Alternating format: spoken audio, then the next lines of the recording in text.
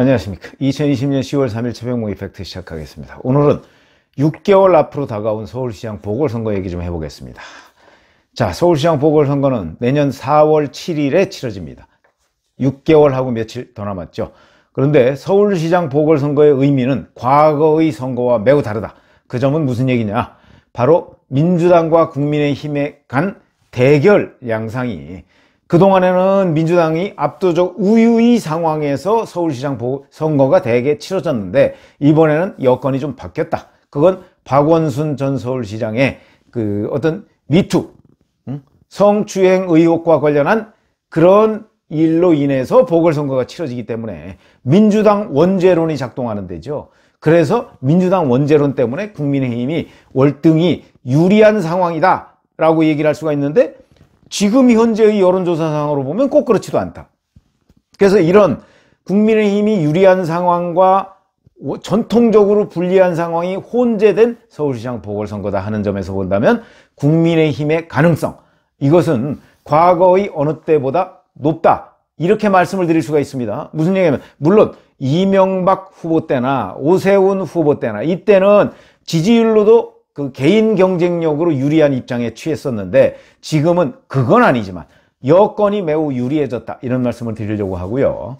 그 다음에 민주당이 만약에 내년 보궐선거에서 승리를 한다고 그런다면 문재인 대통령의 임기 말 레임덕은 없는 그런 첫 번째 대통령이 될 것이다, 이런 말씀을 드릴 수가 있고요. 문 대통령은 지금 대략 40%대 중후반의 국정운영 지지율을 확보하고 있습니다. 자, 이것은 역대 어느 대통령도 집권 5년차 내지는 4년차 이즈음에서 달성할 수 없었던, 달성을 하지 못했던 지지율입니다. 그것은 지역적으로는 호남의 압도적 지지율, 그 다음에 세대별로는 40대와 30대의 지지율, 이걸 바탕으로 하고 있습니다.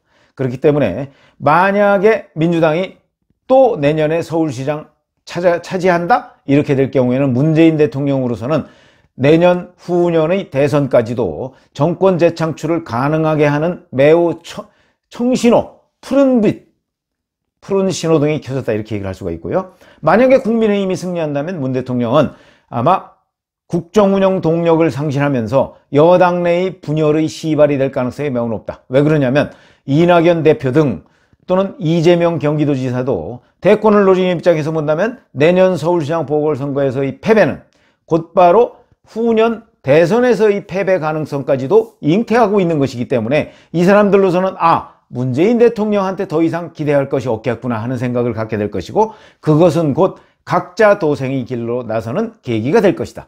이래서 국민의힘으로서는 내년 서울시장 보궐선거가 그만큼 중요하다. 왜냐하면 서울시장 보궐선거 자체에서도 중요하지만 후년의 대선으로서도 그만큼 중요하다. 그래서 총력을 기울이지 않을 수밖에 없다, 이런 얘기가 되는 겁니다. 자, 그래서 우선 여건을 짚어보면, 우선 갤럽 조사에서는 32대 20 이런 식으로 32가 민주당, 20이 국민의힘입니다. 차이가 많이 나는 듯 싶지만 이거 두 개 합쳐봤자 52%밖에 안 됩니다. 절반은 모름 무응답층에 가 있습니다. 이렇기 때문에 국민의힘으로서는 서울에서 이 정도면 과거에 비춰봐도 결코 뒤진다, 이렇게 평가할 수 있는 내용은 아니다, 이렇게 얘기를 할 수가 있겠고요. 그 다음에 추석 연휴를 앞두고 여러 여론조사 기관에서 여론조사를 했습니다. 여기에 보면 리서치뷰, 리얼미터, RN서치, 코리아리서치 이런 데서 다 여론조사를 했는데요. 전체적으로 본다면 대략 9월 한 27일, 8일, 9일 이 시점에 했습니다. 그래서 발표를 했는데 전국적으로 몇 퍼센트 이런 것도 있고, 지역적으로만 간단히 보죠. 서울 지역으로. 리서치뷰에서는 40대 26, 민주당이 물론 40입니다. 리얼미터에서는 34.4 대 31.6, RN서치에서는 33.7 대 25.3, 코리아 리서치에서는 39.0 대 19.7 이런데, 서울에서는 45.0 대 17.6, 그래서 압도적입니다, 여기만 민주당이. 그런데 여기에서는 모름 무응답이 23.5나 됩니다. 이거는 아마 제 질문을 하지 않은 것으로 보입니다. 근데 여기에 이 RN서치 것만 빼놓으면요, 전체적으로 보면 전국적인 지지율의 민주당과 국민의힘 차이, 이것보다 서울에서의 지지율 차이가 적습니다. 과거에는 서울에서의 지지율 차이가 오히려 크거나 비슷했는데 지금의 여론조사의 특징은 전국적인 민주당과 국민의힘 지지율 차이보다 서울에서의 지지율 차이가 작다. 그거는 서울이 오히려 호조건이다 하는 걸 의미하게 됩니다. 이 호조건인 이유 어디에 있을까요? 바로 박원순 서울시장의 성추행 의혹과 관련해서 생기는 보궐선거다 하는 점 때문에 국민의힘으로서는 과거보다 여건이 좋아졌네 이렇게 얘기할 수 있는 입장이다. 그것만 해도 국민의힘 후보로서는 상당히 힘이 되는 얘기입니다. 그런 여건상의 과거 어느 때보다, 물론 이명박 후보나 오세훈 후보라는 후보를 가지고 있는 그런 시절과는 좀 다르지만 다른 시절과 비교해 볼 때는 국민의힘으로서는 상당히 좋은 조건 하에서 서울시장 보궐선거를 치르게 되는 것이다. 더군다나 문재인 대통령의 임기 말이기 때문에 임기 말에는 이런 것이 아니더라도 레임덕이 있을 수밖에 없는 그런 상황이죠. 그런 점에서 본다면 여건으로 보면 매우 좋은 조건이다 하는 의미를 담고 있고요. 그 다음에 두 번째, 인물 구도 면에서 보겠습니다. 자, 민주당에서 지금 박영선, 추미애, 우상호, 박주민, 박영선 중소벤처기업부 장관, 추미애 법무부 장관, 우상호 민주당 의원, 박주민 민주당 의원, 뭐 이런 정도가 거론된다고 합니다. 그런데 여기에서 자, 박영선 중소벤처기업부 장관은 뭐 직접적으로 이번 보궐선거와 큰 연관성은 없지만 추미애 법무부 장관 같은 경우는 현재 추미애 리스크라고 할 정도로 서울 시민뿐만 아니고 전국적으로 국민 밉상이 되어 있는 상황입니다. 당장 아들 문제만 해도 이번에 KBS 여론조사 나왔더군요. 추석 전에 여론조사를 보면 자, 이게 형평에 맞지 않는다는 여론이 60%를 훨씬 뛰어넘는 이런 여론조사 결과가 나왔기 때문에 제가 보건대는 추미애 법무부 장관은 본인이 출마를 한다고 할지라도 민주당 경선조차 통과하지 못할 가능성이 매우 높다. 왜냐하면 본선 경쟁력이 워낙 없기 때문에 이런 생각이 들고요.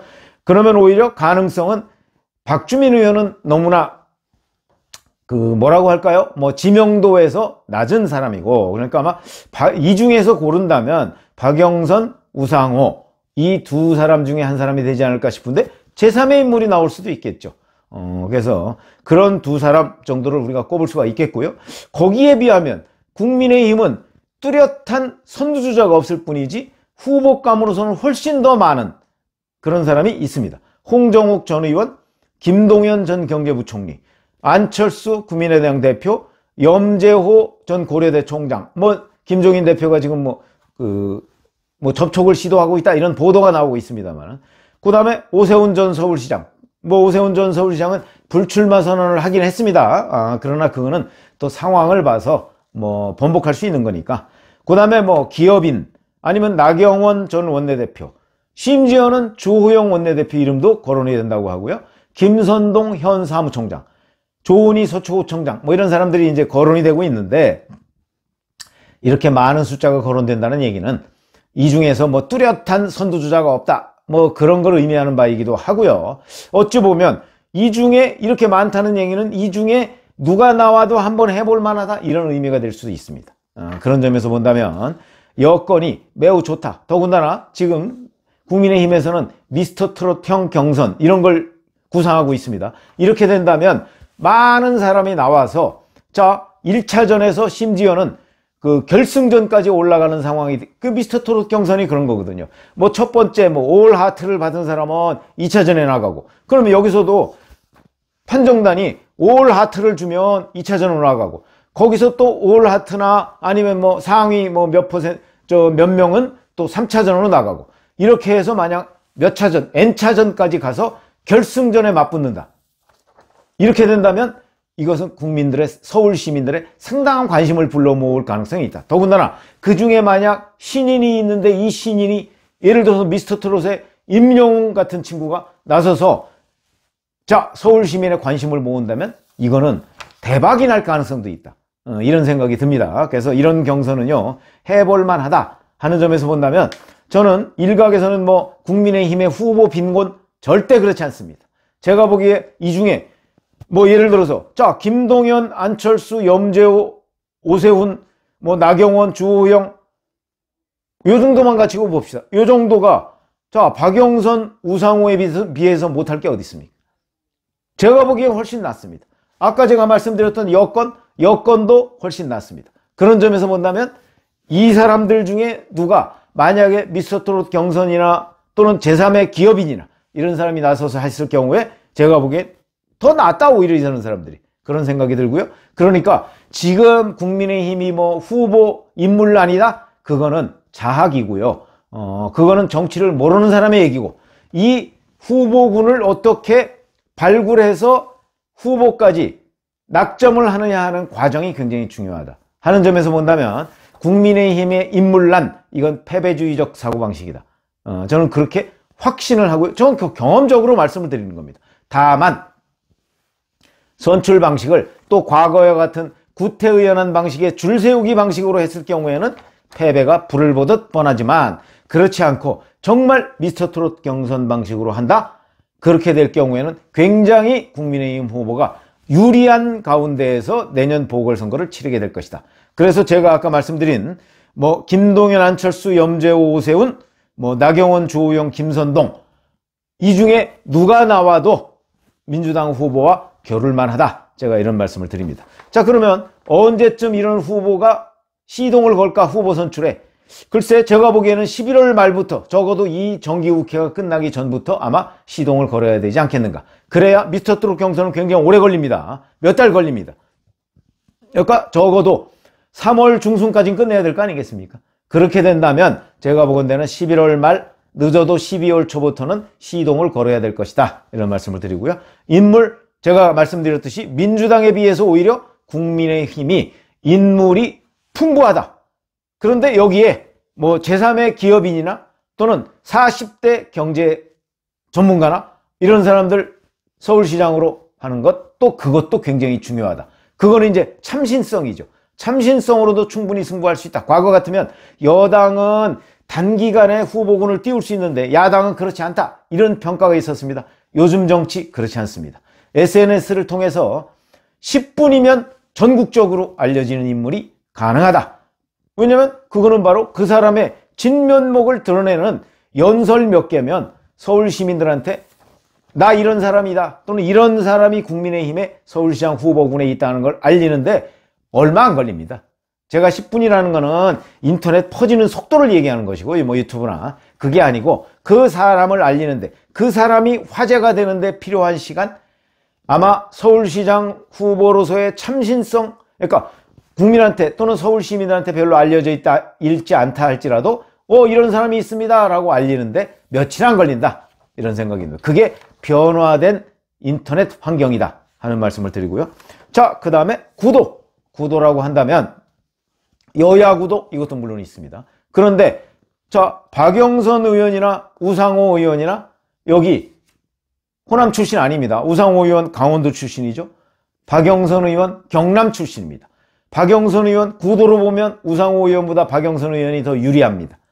그래서 제가 보건대는 아마 글쎄요, 호남 출신이 나올 가능성도 있겠다. 그거는 이 중에 없는 사람 중에서 박주민 의원이 뭐 나올 가능성도 있지만 거기는 인물 경쟁력에서 좀 처진다 하는 관점에서 본다면 여기에서도 민주당에서도 제3 후보가 나올 가능성이 있고요, 호남 출신에. 그렇게 따지면, 구도로 따지면, 자, 국민의힘에는 뭐 다양한 구도가 있습니다. 그런데 국민의힘은 어차피 영남을 기반으로 하는 거기 때문에 영남보다는 중부권 주자면은 아마 국민의힘으로는 구도상으로 훨씬 더 유리한 환경을 맞이할 것이다, 이런 생각이 들고요. 뭐 중부권 주자 많죠. 김동연, 뭐 오세훈, 뭐 나경원, 뭐 김선동, 이런 중부권 주자 뭐 이런 사람들이 있습니다. 이 중에서 누구 내도 되고, 뭐 제3의 무슨 기업인 내도요. 그 기업인을 선출하는 과정, 이런 것들이 화제를 모으기만 한다면, 제가 아까 말씀드렸죠. 여건 과거 어느 때보다 좋다. 그 다음에 인물, 이 정도 인물이면 민주당에 결코 밀리지 않는다. 그 다음에 구도도 박원순 서울시장의 성추행 사건으로 지금 치러지는 보궐선거이기 때문에 결코 밀리지 않는다. 거기다가 만약에 중부권 주자 누구를 내세운다? 그럴 경우에는 구도도 훨씬 유리한 국면을 맞는다 하는 관점에서 본다면, 지금 국민의힘의 패배를 예상하는 모든 패배주의적 분석, 이것은 다 틀렸다, 저는 이렇게 생각합니다. 지금부터 남은 것은 이 유리한 인물과 구도 경쟁력을 실제 어떤 사람으로 채우느냐 하는 낙점의 과정이 남았다, 이런 말씀을 드립니다. 이게 제가 내년 보궐선거를 들여다보는 관점이다, 이런 말씀을 드립니다. 감사합니다.